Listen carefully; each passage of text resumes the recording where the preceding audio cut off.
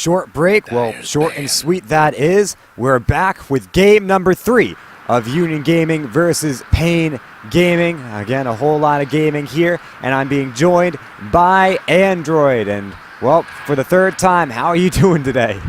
Man, I'm doing great. These games just keep getting better and better, and now it's pretty much a best of 3, as in this best of 5 series, both teams have taken one game, so it's getting down to the final stretches. Who can put out the best fights from now on, and it's going to be pretty aggressive. Right away we see Tusk and Earthshaker getting banned out once again as the first bans, and I mean, what do you think of that?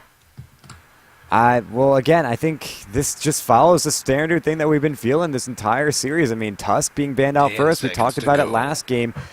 It's just, I guess it's the meta right now, and I guess I should be watching more Dota than I am if it's not clear to me. But both him and Earthshaker are very strong heroes, and Aya will be taken out this game. You saw his dominance last game, so that will be gone, and Leshrac taken out as well, so a couple of the dominant players from last game being taken out, but Queen, again, still in this one, Juggernaut still in this one, if they want to go for that, and Queen, well, first pick.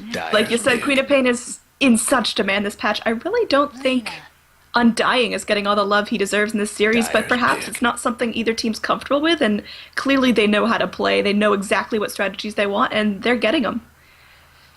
Right, and I mean, wow, this is actually exactly like the first game. paiN Gaming get the Queen of paiN, but Lina picked up first by Union Gaming. And I almost want to say this looks exactly like the first game's draft, except Earthshaker instead of Clockwork. But Shadow Dean now comes out, breaks that sort of trance that we've been on here, and he'll be the second pick up for Union.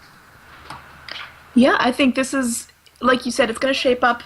If not the same draft, it's going to shape up to a very similar play style than of the first game. And I think perhaps paiN learned where they went wrong. They learned from their mistakes. They've kind of got more of a feel of how Union are playing, and they could go in and really kind of redo game 1 and show what they're made of. Right, and so they're going to go ahead. Clockwork gets revealed as the second pick for Radiant, or for paiN Gaming here. So he'll get through the draft, again comes into this one.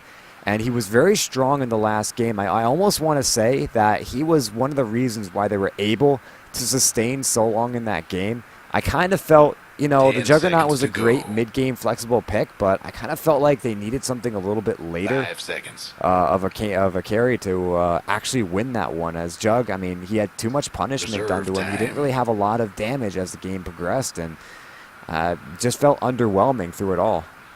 I certainly agree with the underwhelming part. He did exactly what he needed to on a Juggernaut. It just seems like he wasn't playing with the team. He didn't really have a huge game impact, even though he had a crazy amount of net worth and farm. It just felt like he fell a bit flat in terms of totally controlling the game.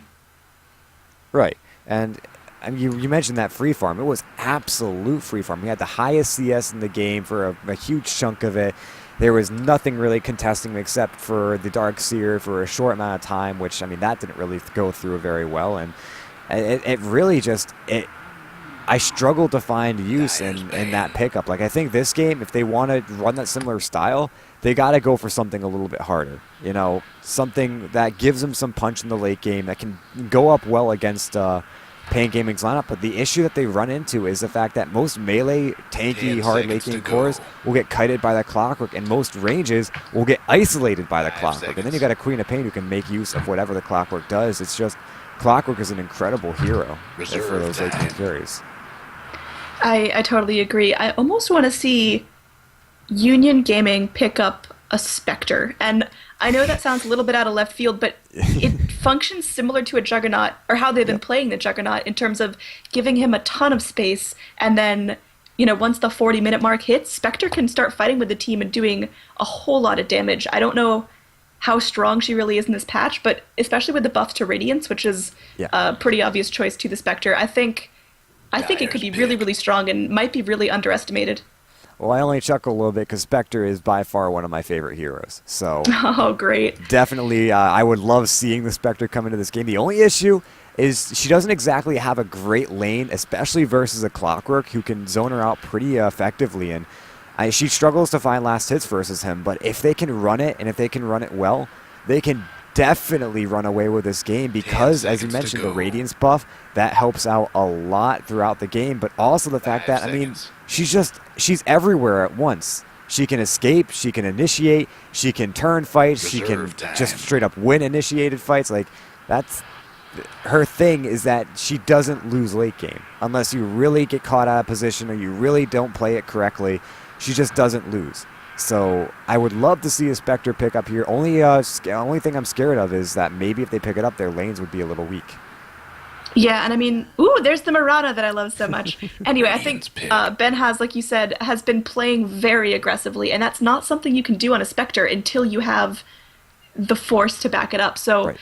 I think Ben has on the Juggernaut, he's been playing very, very cocky, especially, you know, at like the 20-minute mark, walking into the enemy jungle and taking a 1v4. It works out on the Juggernaut, but on a Spectre, it'd be a very different story. So if they do decide to go down that route and pick him a safer carry, he needs to play with a lot of 10 restraint. seconds to go.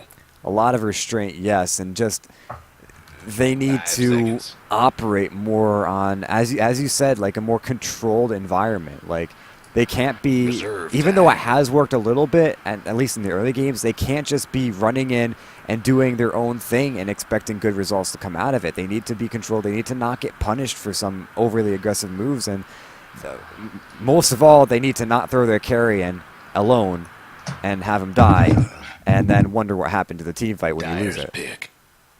Yeah, I totally agree. Dazzle, that's an interesting one. He really doesn't Axe. show a lot of synergy with who they've Maybe. been playing recently, or the way they've been playing recently, but I can see it working out really, really well if paiN want to do that 5-man initiate hard snowball strategy and have Dazzle there to melt armor. I wonder how much they're going to get out of him. 10 seconds to go. Well, I see a lot of potential for this Dazzle. They could either go 5 and run a seconds. really late game carry with him, maybe go for something like a Medusa, or, I mean, okay, I say they could Reserve either do that. There's so many things he can do that I can't really list them all. He's so versatile. He synergizes with so many different styles, and you mentioned the minus armor, the weave being able to accomplish so much in the mid game. Even in the late game, that's a huge amount of minus armor it provides, and in the laning stage, he makes sure that his carry doesn't die. So they could run so much in this, and the Dazzle will do nothing but complement whatever they do.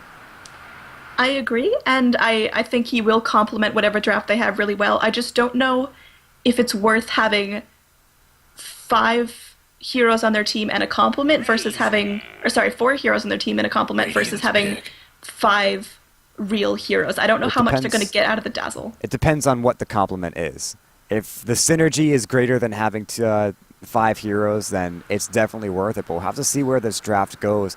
I really like this Razor pick versus it, because even though you can shallow grave someone, that doesn't really do anything against the sonic or the static link. So you shallow grave, you just give more damage to Razor is what it ends up being. And 10 Razor seconds just to being go. in general a really tanky, a really powerful, a really controlling hero. 5 And seconds. I mean, he's going to be a bit of trouble for paiN Gaming to bring down, because right now all they have is a Queen of paiN for Reserve burst. They don't time. really have that much follow-up. Yeah, I love the Razor pick, and I'm really hoping this is a Razor mid because it's just such a controlling thing, especially if he maxes that plasma field. It can just do crazy damage to creep waves once it's max level, and Yep. I And- think it's a hero we don't see a lot, and once again, one of those really, really underestimated heroes. He can totally go godlike by 10 minutes if he's given the opportunity. Queen of paiN can't really harass him either. And Bounty Hunter, I mean, he Dyer's can get banned. tracks on him, but they hurt as well. So I I do think- sort of like the bounty pick, but at the same time it worries me, because it doesn't really, again, it doesn't follow up, and it operates sort of like a Dazzle. It synergizes, but it doesn't impact solo. 10 seconds to Just go. a quick question for you that I'm not quite sure of. Does Razor's Static Storm, or what's it 5 called, his ultimate, will that hit an invisible the bounty Storm. hunter? I do not think so. Reserve time. Okay. So, think I mean, Eye I of the think the Storm bounty only hunter's hits visible smart, units. but Razor's plasma field will still do a crazy amount of damage if 10 bounty hunters seconds to hovering go. near him. Right. Reserve time. No, I mean, there's Razor in general all is just a super really good? good hero for this game, because again, they won't kill him. And if he gets static link off, by the way, that will persist through invisibility, and they will know where he is. So, Does it persist through Shadow Demon Disruption? yes. Okay, so I think that's how they're going to play 10 it. seconds This is to kind of go. going to be a Shadow Demon and Mirana perhaps rotating into the mid with the Razor. 5 If seconds. Mirana hits an arrow, Razor can start that static link right away through the stun. Shadow Demon can disrupt. They can lock down Reserve whatever the time. target is, allow Razor to get the maximum amount of damage possible, and then hit like an absolute Dyer's truck. pick. Yeah, and it's going to be very difficult. Yeah, going against this lane. I mean, that's if they run the Razor safe lane with the Lina and the Shadow Demon, which I think is a little bit more niche. I think, running the Lina as a support isn't as effective as running her as a core, but if they can find a lot of aggressive kills off of it, it's definitely worth it. Either that, or they do the Mirana, which I completely forgot about, but the Mirana Shadow Demon's even better, so, 10 seconds to there's go. that. Yeah, I think Mirana Shadow Demon, one of those kind of underestimated 5 support seconds. duos that can roam around and just do a lot of damage and set up some crazy kills. And there's the Night Stalker that's going to Radiant's follow pick. up, provide the rest of the damage, and man, they are Gang City over on Union Gaming. I'm trying to think back, though, because I remember there was a time when Mirana and Shadow Demon were picked up every game. And it was kind of like that was when Abaddon started getting picked up as well because he was so good against it. Which, I mean, leads me to say, like, Abaddon's good, but that's not something that paiN Gaming could need. I think they need something like It doesn't a carry, some synergize with the sustained lineup they have physical. right now. 10 Yeah, seconds they to need some go. sustained physical damage. They need something to follow up with what they've got. Because they've 5 got a lot of seconds. initiation. They've got a lot of team fight control. Now they need someone who can actually do damage. What would you think about an Reserve Ursa, or would you think time. it's too easy of a target for Razor to static link? I think Ursa, yeah, way too easy to static link, way too easy to target. I like the Anti-Mage pick a lot, except for the fact that Anti-Mage kind of gets countered by Shadow Demon. I like the Anti-Mage pick because I think it is one of the smartest counters to the Razor with that static link and Yep. able to easily hop and dodge around ganks on him into the jungle, but There's again, a it's just lot one of of those issues with situational Anti-Mage heroes. here. I mean, Yeah, he's gonna either take off or he's gonna get absolutely shut well, down. even if he takes off, he needs a Linken's and a BKB. Because what do they got? They've got a Silence, they've got multiple stuns, and Lina, who one Laguna Blade, that's it. Anti-Mage is dead. And I'm talking Aghanim Scepter Laguna Blade, of course. Even without Ags, though, the magic shield doesn't really manage to get rid of a lot of that damage. I mean, their lineup, Union Gaming's lineup, is really, really 10 good seconds to against go. Anti-Mage. Overall, and I mean, Anti-Mage is exactly what they need. They need to 5 carry with a lot of seconds. damage that can escape. But it's sort of like, again, I keep bringing these up, but these catch-22s that they have to decide in, it's... I don't like it. I like it and I don't like it. I guess. I totally agree. I think it's a smart Everybody get synergy set. with paiN, but also has the opportunity to be punished a lot. Yeah. We'll have to see where I think they're going to aggro this one because of the fact that the Anti-Mage is out. And it looks like they'll do so without the Razor. They're going to send him solo, and this could probably just be for the rune. But for right now, it looks like Nightmare, Jerry, and Schofield are moving together. And speaking of Nightmare, Jerry, and Schofield, they're going to be our Night Stalker, Shadow Demon, and Mirana, respectively. It's Citadel on the Lina. And finally, Ben has on the Razor, and that is for Union Gaming. And paiN? Alright, on paiN, we're going to have 4DR on the Anti-Mage, Vestius on the support Dazzle. Looks like there's going to be a Tavo on this Clockwork hiding in the trees here. On the mid lane, we're going to see a Queen of paiN being played by King 30 RD. seconds And to up showtime. invading the jungle, we're going to see an invisible Baga on the Bounty Hunter. Yep, and one thing I'd like to point out this game, Cart Dota had to take off, but we're being joined by the equally wonderful and beautiful Dr. I don't even know. I'll just call him Corporal British. Is that what it is? Dr. Corporal British? I'm trying to think of what those little acronyms are. There we go. Yep, see, he can respond to that. So Dr. Corporal British, he put his Twitter just there, and if you want to follow any of us, all three of us, actually, I'd like, but if you want to go and follow him, that's where you'll find him. And he'll be dropping out the stats in this game. We look forward to it. Radiant Of course, on at one Tedcast side, for me, Dyer at on the other. AnneeDroid for yourself, and plenty of places to find you, actually, so I recommend it greatly. We're into this game, though, 17 seconds in. It's game 3 between Union Gaming and paiN Gaming, split up between the series 1-1. And it should be an incredible game. Yeah, we're going to see a Queen of paiN finally being put mid. I know in the first game, paiN snapped her up and then put her in the solo off lane, and she had a really, really tough time from that. So they're definitely altering their lanes, putting her up against that Lina, where she has the potential to do a lot better than she would if she were shoved up in that off lane. Right, and I mean, right now, the dodge is successful. Anti-Mage now in the top, and they've got Bounty Hunter up here, which is kind of awkward to me, but it is keeping paiNhaz. They're able to keep tabs on paiNhaz, that is, and 40R farming relatively safely, but I'm not quite sure what they're going to get out of this one, especially having the Bounty Hunter up here. I think he needs to roam a little bit more because killing Nightmare or paiNhaz is going to be an effort in futility. Yeah, I'm a little bit surprised that they opted to put Lina mid and keep Razor in the safe lane, just because I think Razor could be detrimental to the Queen of paiN because it would be so hard for Queen to harass him. Right, I mean, Razor controls this mid very well, but Lina is more of your standard mid, I guess you could say, nowadays, and she gets harassed a lot by this Queen of paiN. You can already see, I took a look back, Queen of paiN just drops 1 Shadow Strike, level 2 in that, and doesn't even really need the Scream of paiN. Just chases her down with the regular right clicks that she's got and does a whole lot of damage, so... Mid lane Bounty Hunter camping. It looks like Baga might be trying to set up a nice cheeky gank on Saturol, and looks like that will be happening. Another Shadow Strike coming down. Lina using her stun, but it looks like Baga going to be doing a lot of damage. This could be first blood coming out. One more hit, and it will go down to the tick damage from the Queen of paiN. So King RD securing first blood onto the Lina. And that's that Shadow Strike we were talking about. 2 points up is all you really need, at least in the early game. You could even max it, which, I mean, 4-second cooldown for the amount of damage it does is crazy, but you can't underestimate it. And with the Bounty Hunter there, it gets him that nice level 2, which will help him. It will accelerate him a little bit, but level 6 is a pretty long ways off, and they need to continue doing things like that to get him to that point, because if it delays, at level 6 on Bounty Hunter, coming out 15, 18 minutes into the game is a huge gimping factor for this paiN lineup. Absolutely. I couldn't agree more. I think... All right, carry on. I don't know how this game is going to play out because Union Gaming has the potential to get so huge, but paiN also has, you know, that anti-mage hold on that... with that. Bounty Hunter is going to go in, scouts out Jerry, and they find another kill, and that's exactly what I was saying. They need to keep doing that. Baga playing this one very well, still only level 2, but that gives him a nice boost of experience in and of itself. Yeah, now this Queen of paiN, she's hasted, or she's just booking it, and she can go trade some blows with this Lina here and just get some nice harass off. Slow the Lina down, prevent her from farming in that time, and Queen of paiN is owning this middle lane.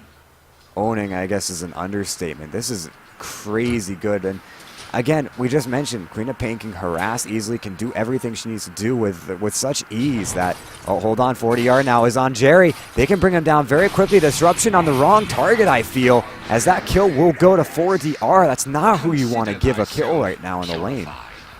Yeah, I mean, I think getting that anti-mage food is going to be a mistake that Union Gaming sorely regret, because that anti-mage, all he needs to do is get kills, get farm, and not die. And that seems very simple, but that's how an anti-mage just absolutely blows up.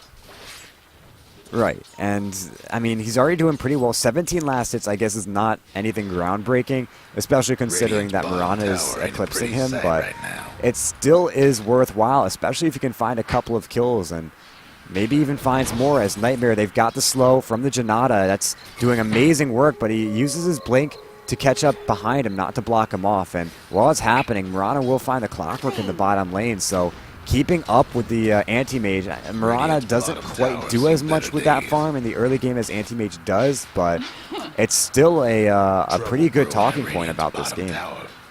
Yeah, I mean, I think something we really haven't covered is this bottom lane. I think, what do you think is going to happen there? Who's going to get big? Who's going to have a tough time? Most of the action's been up in the top and throughout the mid. But I think this Mirana, she has the potential to be an unbelievable piece of utility for Union Gaming. I think she can totally turn the tides with a really nice Moonlight Shadow initiation, with a really nice arrow. She can make it really hard for paiN Gaming to get what they want. Speaking of really hard, Tavo in a little bit of trouble. The disruption comes out, and I guess it saves Schofield's life, but really what it does is it ends up securing the kill onto Tavo. And I mean, this is that disruption, Shadow Demon Mirana combo that we were talking about that was so popular, but this Bounty Hunter's deep. He just got melted down in the mid lane underneath the tier 1 tower, and I don't know exactly what he was doing there, but he pays the price. Yeah, it's a little over-aggressive. I guess a Bounty Hunter dying is not the worst part. As long as he continues getting that experience, he'll be just fine. But yeah, a deep dive for not anything accomplished is nothing. It's not something that you want to have happen to you every day. And it looks like Nightmare is actually going to use his time and go back behind. It is nighttime, but he gets spotted out by an Observer Ward, and they have plenty of time to react to this one. Vestias is hanging back. He wants to try to bait this one in, and now Nightmare, he takes the bait, but walks straight back as he reads the writing on the wall and gets himself away. Meanwhile, top lane, Ben has in a lot of trouble. They're going to go in. Baga looking for another Janata. It's actually going to be the Shuriken toss coming out, dealing enough damage for 40 to get the last hit, but Jerry's going to go. The disruption actually cancels one of the right clicks from the tower, and the illusion's not really mana burning that much, but it looks like in the all the action here, 40R will go down. Once again, another game of Ring Around the Rosie might not pay off for Nightmare, who might end up going down to the Queen of paiN. So this is going to be a really nice trade up top for paiN Gaming. They lose their Bounty Hunter, but in the grand scheme of things, making sure the Anti-Mage lives and giving the Queen of paiN another kill is certainly worth it. Yeah, and Anti-Mage, again, getting all these kills you mentioned, it skyrockets him. He's sitting 2-0-1. I guess the term is keeping up with Mirana now, as Mirana's also 2-0. The net worth, though, Mirana's got more CS, I guess would be higher up by about 300 gold now.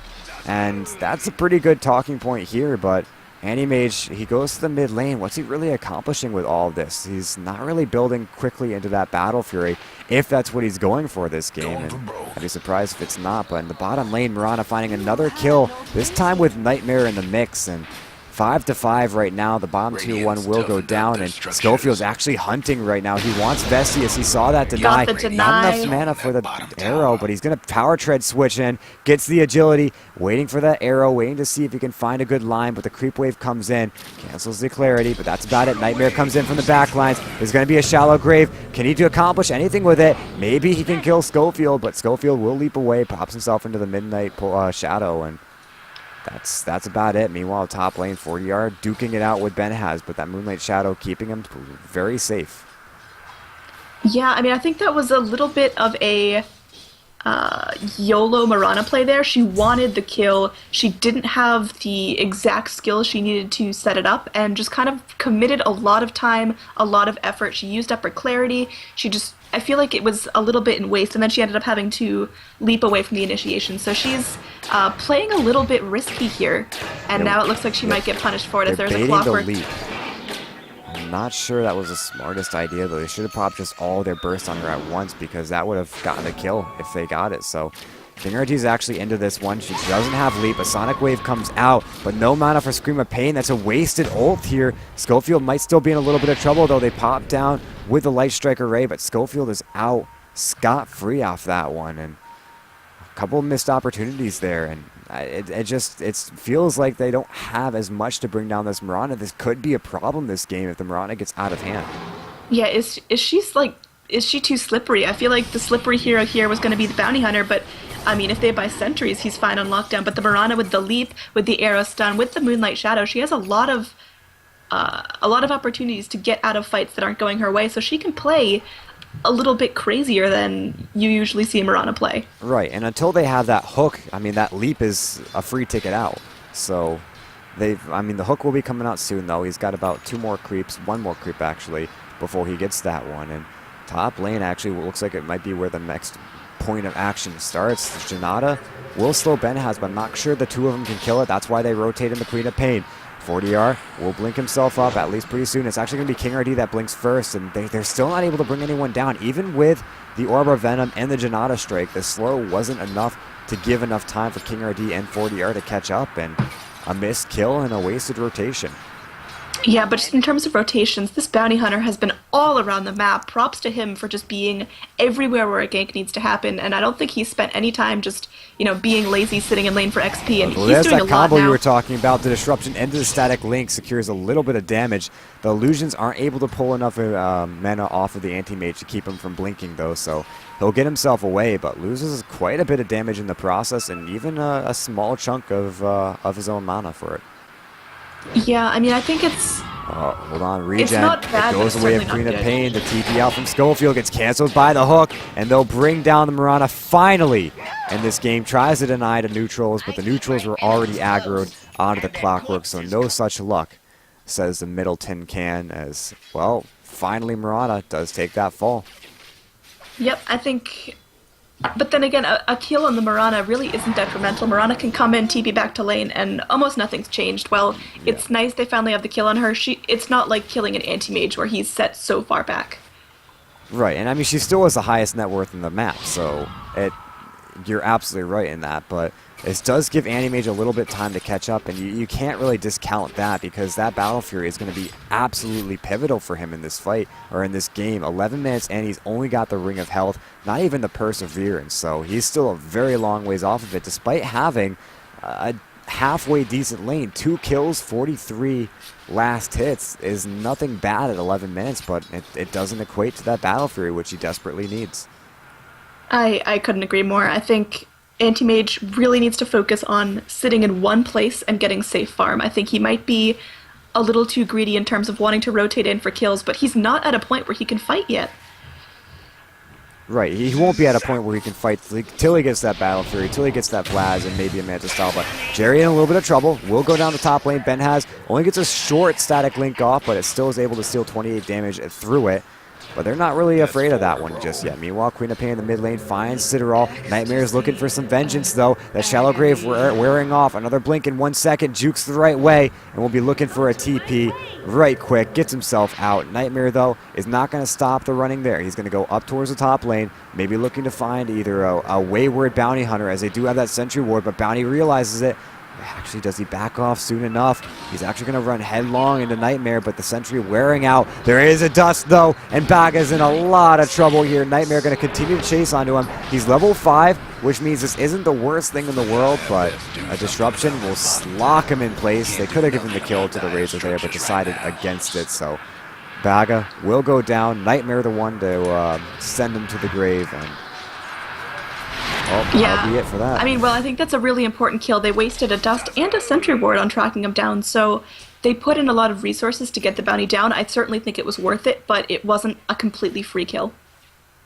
Yes, but definitely worth it, as you said. So they'll be looking to take that one out a little bit harder. He does delay the level 6 a little bit, but not by long enough that it would make too much of a difference. Again, he's still within that 15-minute mark where getting your level 6 is crucial. Very useful. Mandatory, Pivotal, basically. Yes. So, I mean, they're not too far behind in that respect. He makes his way to the mid lane. Maybe they give him free experience in the mid lane. No, they're kind of hanging around.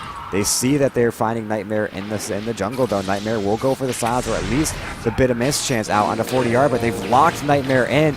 They don't have the track just yet, though, and that's, I guess, that kind of sucks, but they'll have it very soon. I mean, they got the kill, but they could have gotten more out of the kill if they had the level 6. And I think, it's nice to get the Night Stalker down, but they didn't get any extra money. The Bounty Hunter got the kill, and I don't think Bounty Hunter's one of those heroes that is totally in need of kills to be useful. Yeah. I think it's great, but I think it maybe should have let him go to Queen of Pain, someone that can snowball a lot better with that really nice KDA. Right, you don't need to give Bounty Hunter kills because he'll get essentially kills each time you get a kill with that track gold later on, so the experience is the important part here. Now Baga runs headlong into Citadel, puts down the Sentry Ward, but it won't do any use here. They have another Dust. Do they spend it? They have the second Sentry Ward. They spotted him out. A Dust right here would slow him down, but they're waiting for this one. Now he TPs. Do they have a stun? No, Citadel ran the wrong way, but they do have the mini stun from the Void. They'll bring him down. Completely lapsed there. Forgot that Void mini stun to hook in onto Ben Has, though. Has no way to escape. Instead, turns on his static link, turns on the Eye of the Storm, and says, I'm not locked in here with you.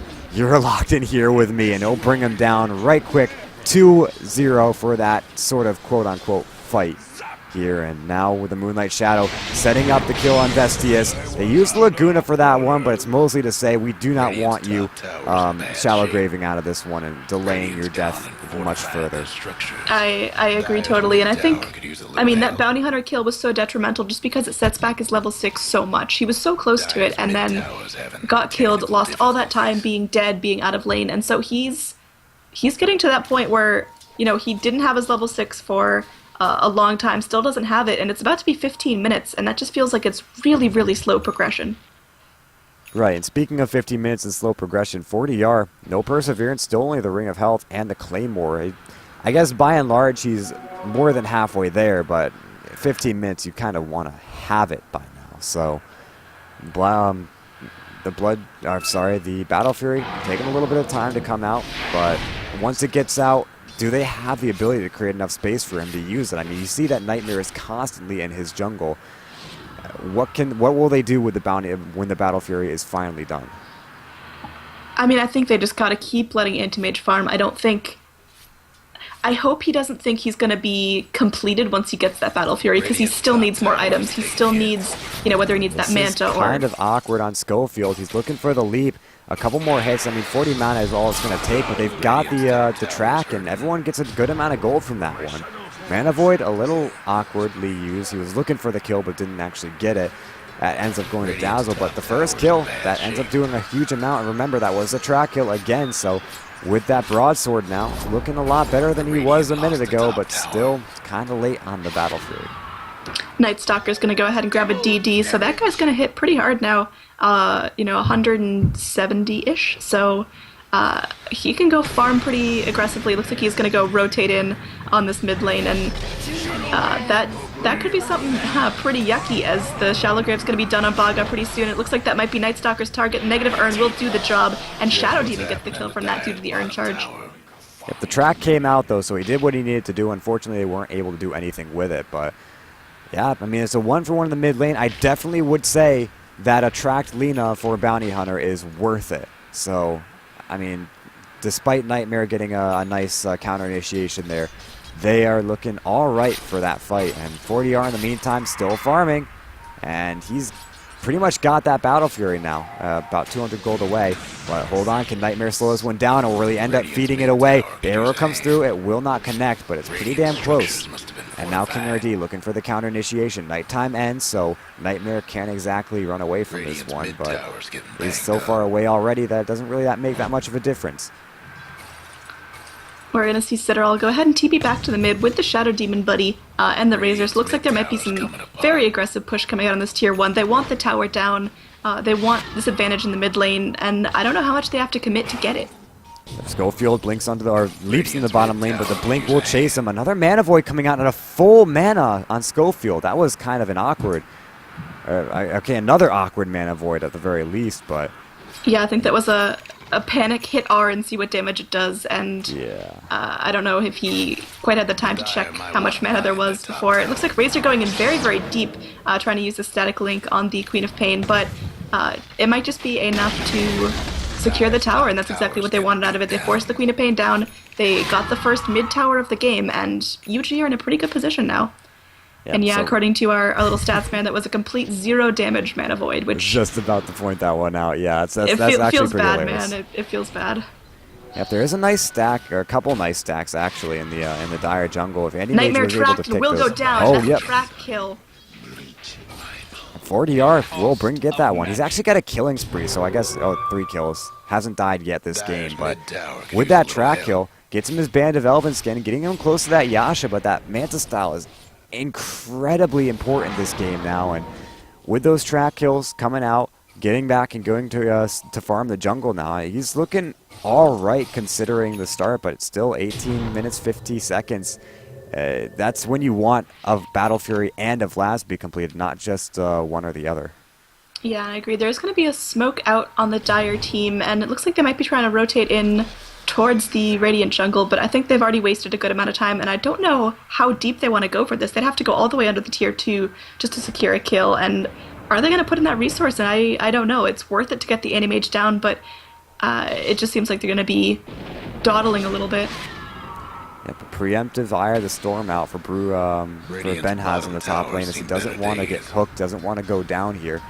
But yeah, on the bottom lane, it looks like they were lining up to try to bring down this Anti-Mage, but he's so damn slippery. He's turning. He's like the Mirana. You don't kill him unless you can get a silence off. And Nightmare, not really close enough to give that sort of initiation power. He's actually trapped here in the mid lane.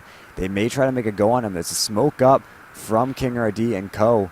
They're trying to find this Razor, but Benhaz just not giving them anything, at least not yet. The flare comes through, he reveals, the hook maybe comes through now, it will connect, and Benhaz, Eye of the Storm is down, they'll spend everything on him. They're between towers, which opens up the teleport rotations, but it's not going to do anything, at least for the time being. Jerry looking for the Demonic Purge, will catch it, but a TP out, the Disruption will cancel that one, and now Tavo will go down, but Baga gets away, and again, a tracked kill for a kill always favors the track kill. In the bottom lane, Nightmare looking to put some pressure on 40R, but who's really pressuring who? Yeah, well, it is Nightmare pressuring 40R and forces him out of the jungle, at least for the time being. And this is what I was talking about. Nightmare, he has set up shop over here, and this is going to be a lot of pressure that I don't think AnneeDroid really wants in this game. And actually, he could be in a lot of trouble now, but the silence not coming out, at least not yet. Top tower, Queen of paiN, popping illusion, pushing the tower, mid lane. Vestius could be in a little bit of trouble as Citadel is hanging in close with that Eul Scepter. He's actually going to start out, pop it out with the Light Strike Array now. Perfectly connects, but the Shallow Grave, actually the Light Strike Array didn't connect. He got the Shallow Grave off, tries TPing out, but won't get it because, well, there is a Nightmare close by, and he will void it up. Bottom lane, action across the map as Baga sets up the kill on Schofield. Can we talk about this 21-minute gem on a Dazzle? That seems so early, and I don't think they have anyone tanky enough to hold it. Spare the anti-mage, who's not going to be with the team most of the time. Yeah, that's a little strange. Is that just for the Mirana Moonlight Shadows? Like, what else is troubling them that they would need to go buy a gem? Well, it is for the Mirana Moonlight Shadow, I imagine, but buying a gem when you know that Night Stalker will probably be going for an Aegis, or sorry, an Aghanim Scepter, and a gem would be a great with that. But also when you've got a Bounty Hunter on your team, I don't see where that's useful. But maybe he's fed up, says I want to deward, I want to make sure the map control is ours, and I want to also be able to spot the Moonlight Shadow. So let's get ourselves the ultimate item for doing so. And it's a decent item, but you lose it, you swing 1,600. Or 1,800 now, sorry, 900 gold. Yeah, I mean, I just think it's so early. I don't think anyone has the survivability, and no one's proven that they have the survivability to hold it. Speaking of survivability, Jerry walking into the jungle, again, this aggression. And it looks like he wants 40R, but 40R has already blinked away 2 camps to the south. And now it looks like Nightmare might be the one in trouble. They had to track onto him, but they don't want to dive past this tier 1 tower. They know that it would be very risky business, and well, I mean, action just, it started out so packed, and now it seems to be kind of dying down a little bit, or maybe not. Baga going in on the Bent has, pops the Eye of the Storm again, but that's the end of that. Another track just for good measure, and backs himself off. Nightmare meanwhile on the Vestius, but not going to go. Okay.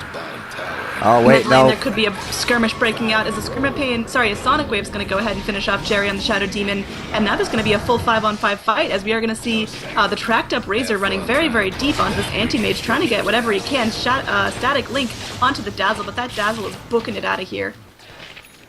Yeah, and Tavo, he might end up taking a fall for this one. The loose arrow will connect onto him. And a 40R trying to get away, but he gets caught again. This is kind of awkward. The arrow won't connect. It will not hit on Vestius either, and 40R should be fine. King RD finding a kill in the backlines, but 40R turns around and unleashes onto Nightmare and finds a kill that way. Kind of a awkward kill there. Nightmare didn't have any backup from his team, but ends up being I guess a quasi 2-for-1 there. 3-for-1 is at what total in paiN. 1,500 gold for that fight, 3,300 experience, and Union Gaming losing quite a bit. Yeah, looking at the net XP chart, it looks real funky. It was definitely in Union Gaming's favor for a little bit, but now right past the 23-minute mark, it's sliding up towards paiN's favor. I think once that anti-mage comes online, it's going to be very, very difficult for Union Gaming to contest that, so they need to do as much as they can before that becomes an issue. It's already an issue. The mana style is completed, and that's where, you've got your Lina, who might have a little bit of issue with that. Now, again, they have a good lineup versus Anti-Mage, but the Manta, that was exactly what they needed for that. And it's now that it's out, things might get a lot harder for them to bring him down, but it all depends on when he pops it. If he pops it too early, then they can still take him down very quickly. Bottom lane, though, speaking of getting taken down very quickly, Schofield, one Scream of paiN comes through. They've got the Eul Scepter up, and he'll not go down for the Eul Scepter damage. Actually gets himself away. Now the disruption comes out, and with the arrow connecting right off the back of it, Baga taking a lot of damage from this one. Does he get the second track off? I'm not sure, but there's going to be a Laguna Blade. Brings down the Queen of paiN, and finally Jerry with the double kill on Vestius on the back lines. That's the gem. Yeah, I mean, I think that was just such a funny kill to watch, because Bounty was dying right after he threw that Shuriken toss out and finished off the Murano, so they both just went down with one final kill, but Bounty Hunter lost a lot more because he dropped that gem. I don't know if Mirana's track was still up when she died. That's one thing I didn't quite catch. It was right near expiring, so I don't know if he got the extra gold for that kill. But either way, Mirana's dead, and that's one slippery cat lady down.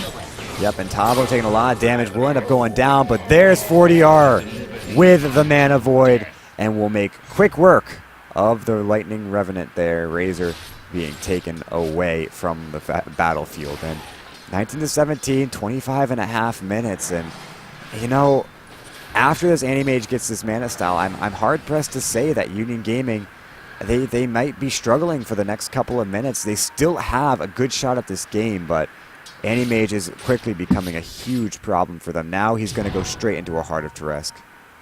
I think, in my opinion, Union Gaming's best strategy would be ignore the anti-mage, because he's playing pretty far out from his team. He's not really playing as 5, so just kind of, you know, keep Night Stalker on him or keep someone keeping track of him, but then put your resources elsewhere. Put everyone else in another lane to get whatever they can done before this becomes unwinnable. Ignoring him is not happening because he just got a double or a semi-double kill up in the top lane. Both track kills, and that's a lot of money. This could be turning very, very quickly. This could be a very sharp spike in paiN's favor. And I don't know how Union Gaming are coming back from this, because I think a core element of their draft was to do a lot of damage and get themselves as ahead as possible before the anti-mage got big. And while they did a nice job of that in the first 10 or so minutes, it's just become a problem. The anti-mage has gotten a lot bigger than I thought he was going to get this quickly.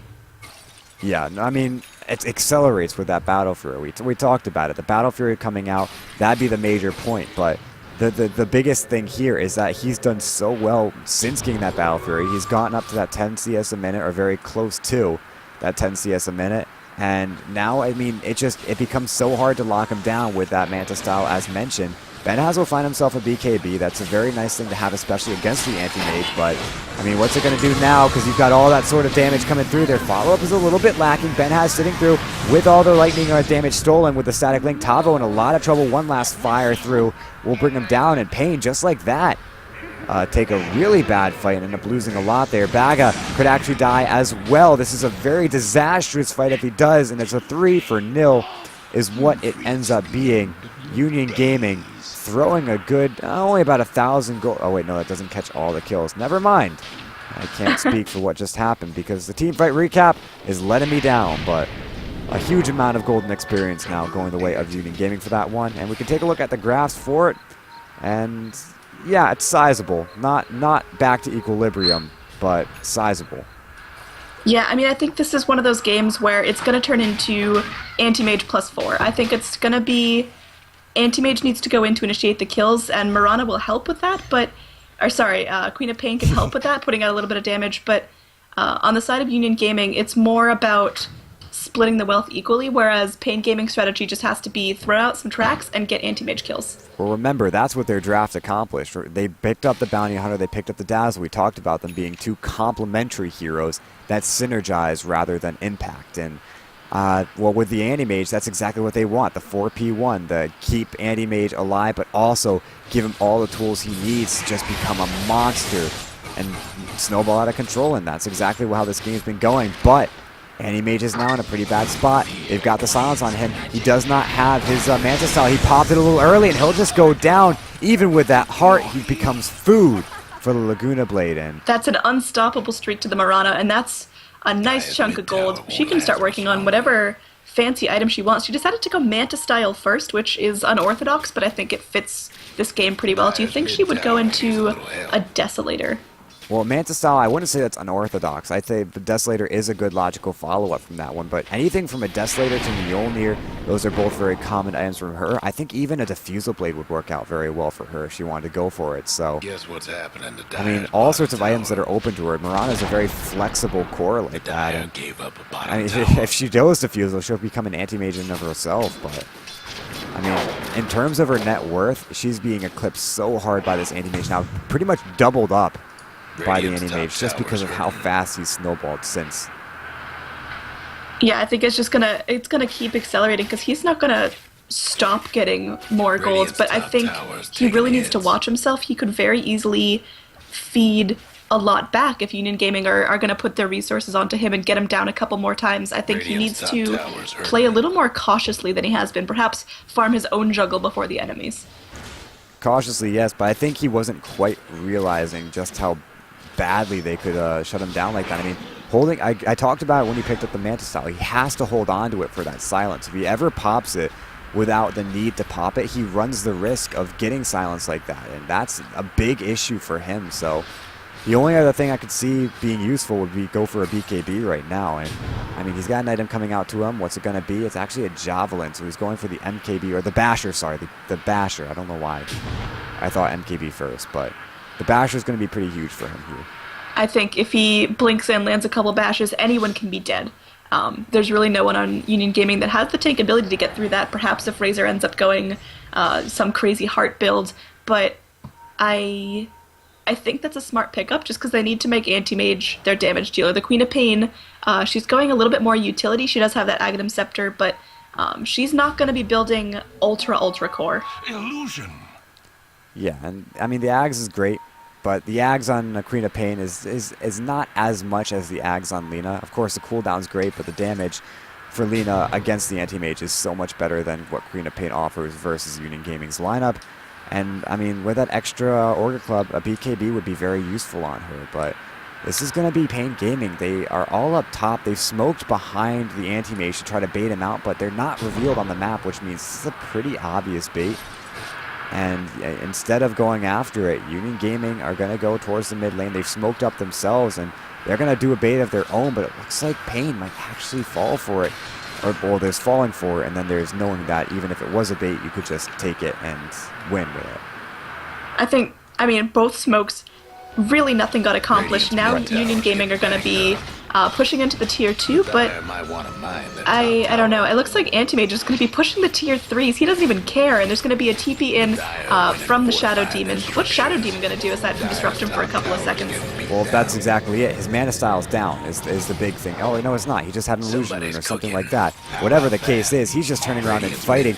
Meanwhile, you get a kill from Citadel out, gets rid of Baga, but that's about it. A static link, stealing damage from illusions, not really doing too much in here, and for 40R, he gets himself away, but in the meantime, it ends up being a 1-for-1 in the grand total scheme of things, and we've got a pause. It looks like it's a lag. 40R, he's obviously very happy about it, and at this point in the game, the kill score is very even, but it feels like last game. The kill score might be even, but there's an elephant in the room, and that elephant, well, he's Anti-Mage. What are they going to do about it?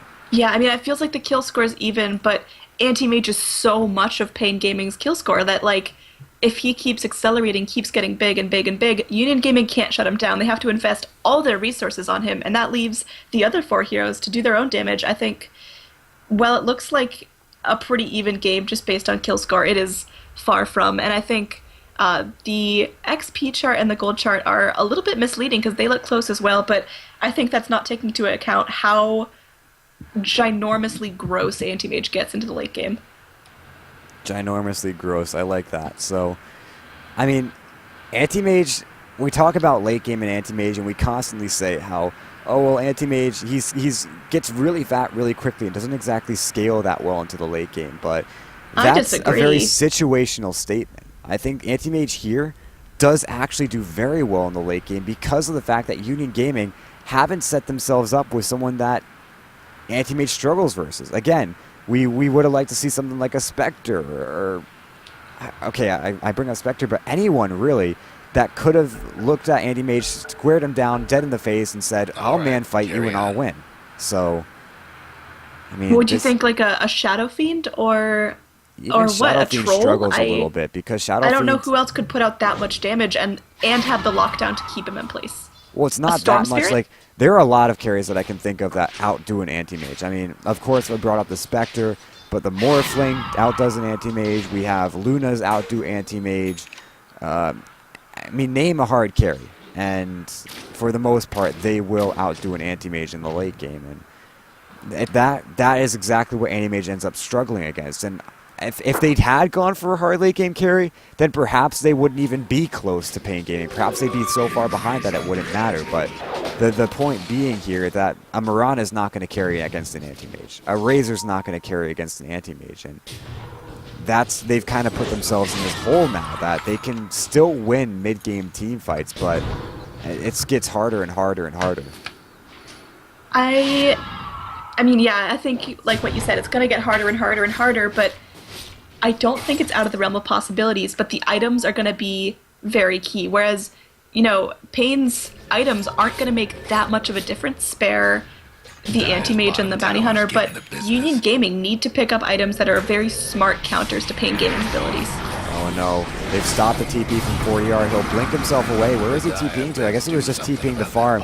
But Jerry's chasing him. Now a Eul Scepter up. This was a Manta style already used. They will get the Euls up. They will get the Light Strike Array. He gets himself out with one blink. But will that be enough damage coming out from the grab of the Shadow Poison? It looks like it will not be enough. It only hits for about 70 damage. So maybe and a small thing there, he would have been able to get it, but they're still hunting. They won't find him, at least not yet. They actually might turn onto Citadel here. 40R is regenning with that heart now, blinks forward, looking for a bash, and gets its second hit. Eul Scepter up defensively as we've approached slideshow mode now, but it's not going to matter. 40R trying to evade the Light Strike Array, but getting it done right here is not going to be very easy, and he will Mana Void. Secured the kill.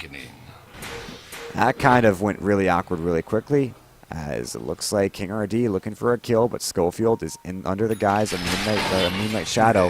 And now 40R finds another kill. Will pick up Jerry. They blink forward, looking for Nightmare, but that's about it for now. A 2-0. And Union Gaming, I mean, they don't have a lot to defend against this push now as 40R. He can just continue going. He's actually going to go for Roshan, it looks like. I love the way that this Razor's building, and I think that's one of the smart counters to the Anti-Mage. He's picked up that BKB, which was obviously a very good pickup, and then he does go for that Aghanim Scepter before any raw damage items, and that's going to help his rat so much. Now when Union Gaming have the opportunity to push up to a tower, Razor can melt it down, and I think that's what they need. They need to just kind of avoid fights with the Anti-Mage because they're going to lose, and Razor can go in and get the towers on his own. Razor has to pop a BKB, though, just to get away from the mana burn of 40R, and that means his BKB is not going to be up for a pretty sizable amount of time. And right now, it opens up a lot of space for Union, or for baiN to do whatever they want. Again, Roshan did go down. That is just, oh my god, it's an actual Abyssal Blade being finished up by 40R. That's so quick. Oh my god, that guy's farmed. Yeah, he's very close to 6-slotted right now. You were giving him a little flack early on saying, you know, he doesn't have his Battle Fury timed well, but he has just shot up from that. He's gotten every item he needs to and made the most out of the space on the map. Track kills. Regular kills. He's got more than 10 CS a minute. The synergy with Bounty Hunter and Anti-Mage, but man, that pays off. Yeah, it's so much that Anti-Mage had going for him. Like, again, delayed on the Battle Fury. It's never something that you want. But I don't think either Union Gaming didn't punish it enough, which, I mean, they certainly didn't. But hold on, they're going to have the Abyssal out. Benaz just melts there. 70 seconds, no buyback. That actually could very well just be it. Schofield, one bash is all they need. It's one bash is what they'll get.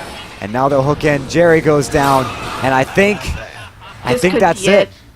I think there's no way for them now to stop the Anti-Mage. Razor's done everything he can to try to beat that beefy core. Night Stalker doesn't have the items he needs to back up his playstyle anymore. And, I mean, there's really no other raw damage. Mirana hits like a pansy.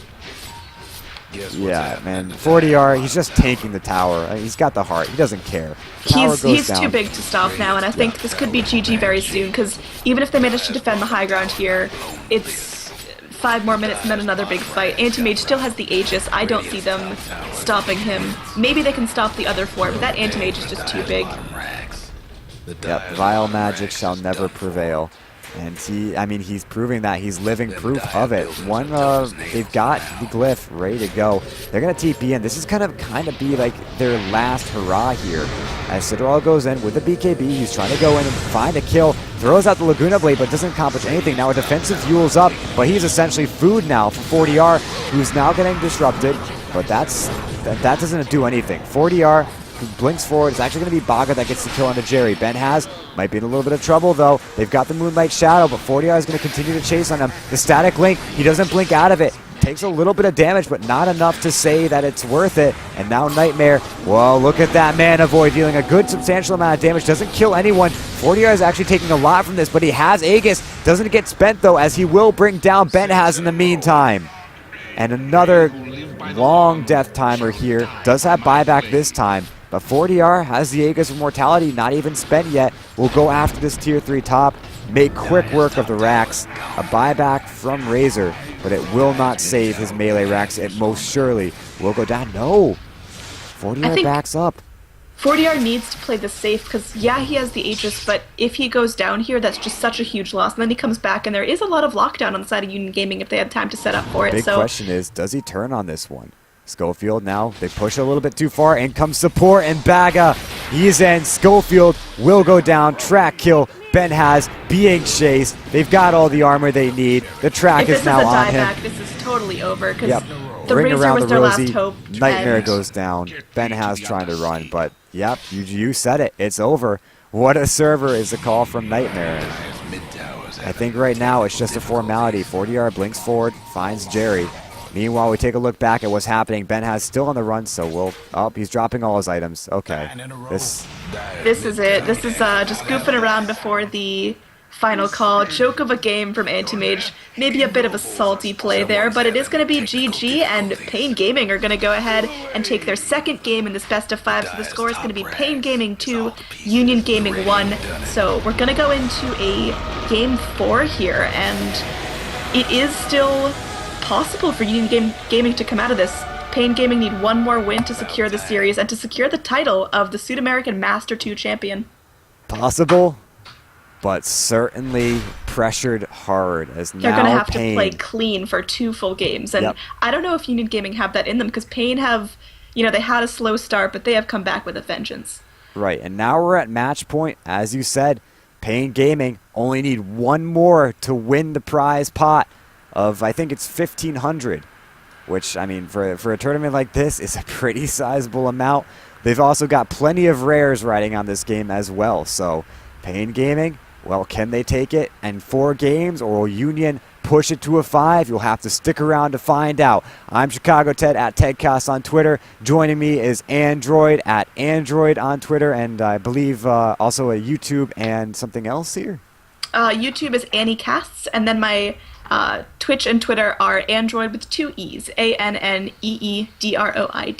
There we go. We're also joined by Dr. Corporal British here dropping the stats, so a pleasure to have him on. We'll be back very quickly for a game number 4. Stick around.